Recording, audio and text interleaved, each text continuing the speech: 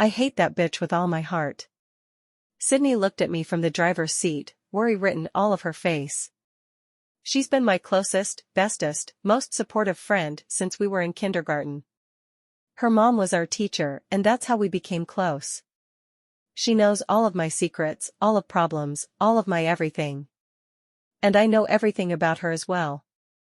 She's basically my sister. So when I get in her car at 7 a.m. already bitching about something my dad's done, she knows it's been a rough morning. You're almost out.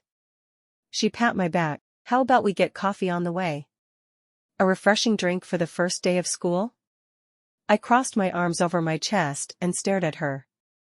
How can someone be so nice and chipper in the mornings? Fine. I stared out the front window, wondering why God was punishing me. Maybe I was a horrible person in my past life. Yeah, that is the only logical explanation. I was a horrible person who killed millions and millions of innocent people and now God's punishing me. Maybe I was a horrible person in my past life. Yeah, that is the only logical explanation. I was a horrible person who killed millions and millions of innocent people and now God's punishing me. What did he say to you this morning? Called me a freak.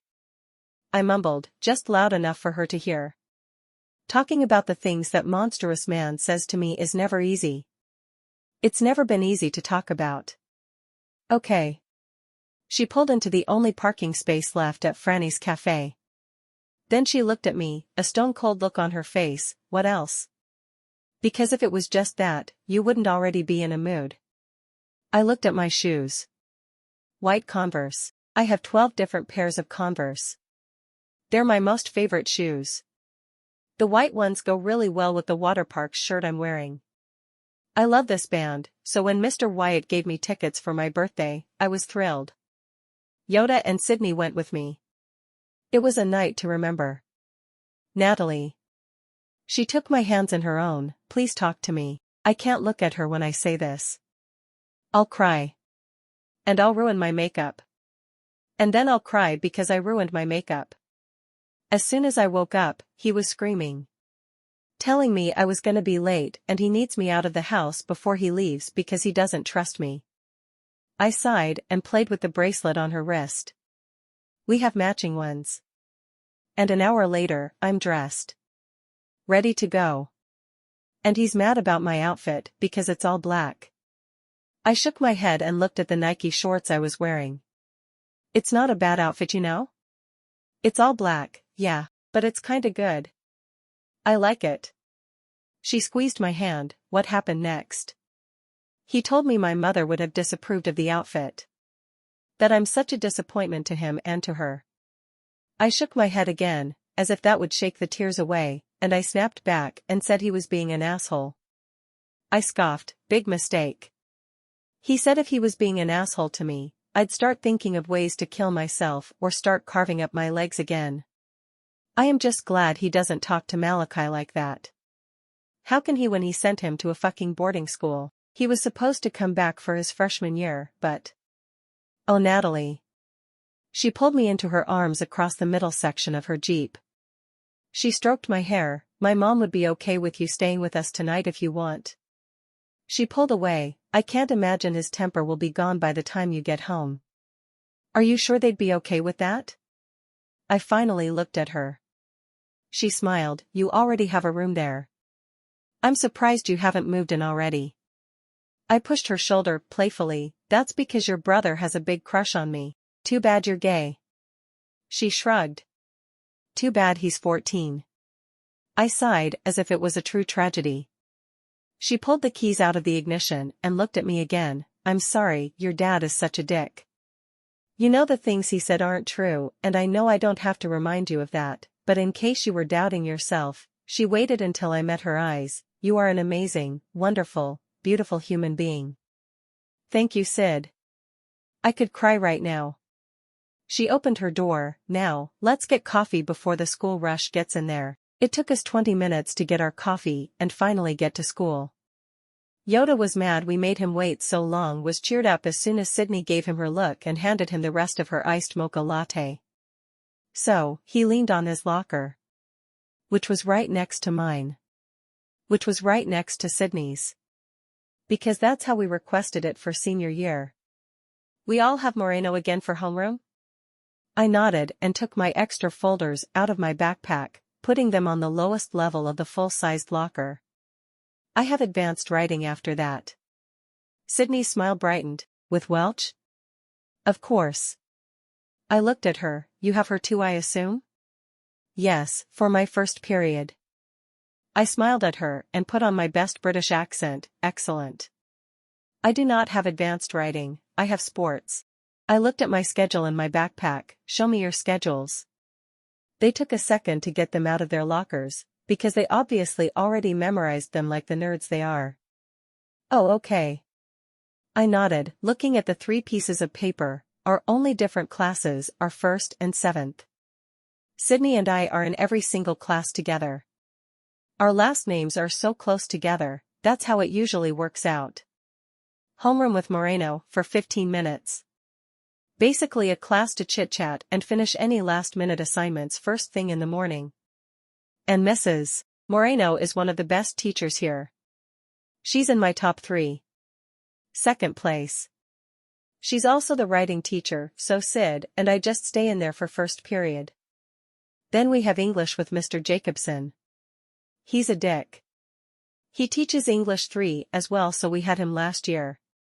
He's old, lonely, and smells like broccoli. Third period is basic. AP Statistics. We're with the freakishly smart group of kids. I took geometry freshman year and decided it was too easy. I took calculus sophomore year. And trig in junior year. Math comes easy.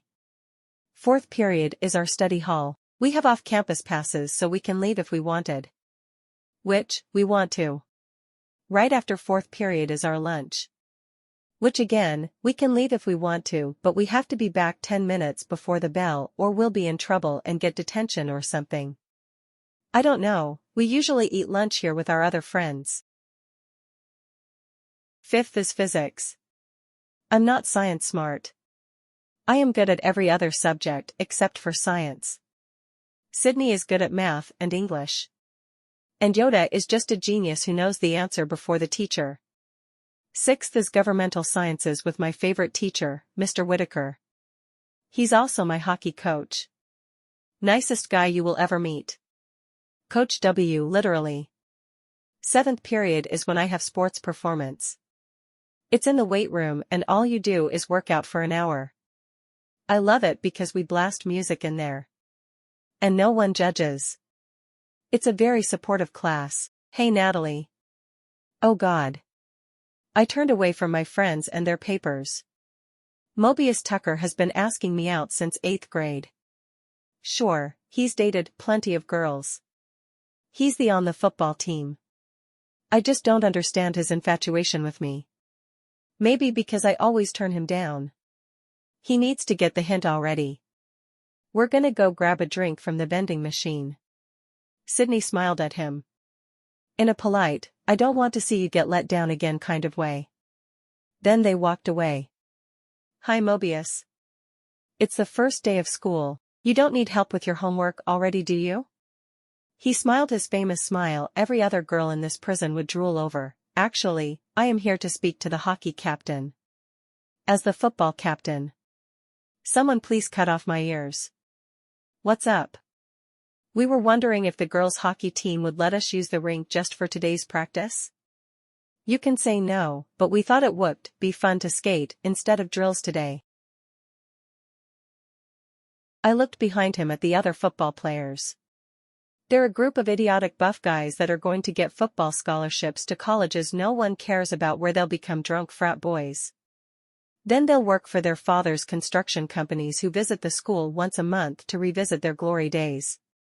I smiled at the thought, knowing I am going to make it out of here and get far away from those assholes. Yeah, that won't be a problem. We only have a team meeting anyways. Cool, I'll owe you one. You can repay it by giving us the stadium field on Saturday for tryouts? I gave him my most flirtatious smile. Because he likes me and he will think I'm finally giving in. I'm gay, dude. He smiled back, I will see what I can do. He started to walk away, but then immediately turned back around. I know I have been asking you out forever, but do you want to go to a party this Friday? As friends. He ran his hand through his already messy hair. I finally understand that we play for the same team. I looked between his eyes, genuinely surprised. Junior year Mobius would never say something like that. One summer in Florida, and he's already mature. And he's aware that I like girls. And he hasn't told everyone else. I think I'd like that.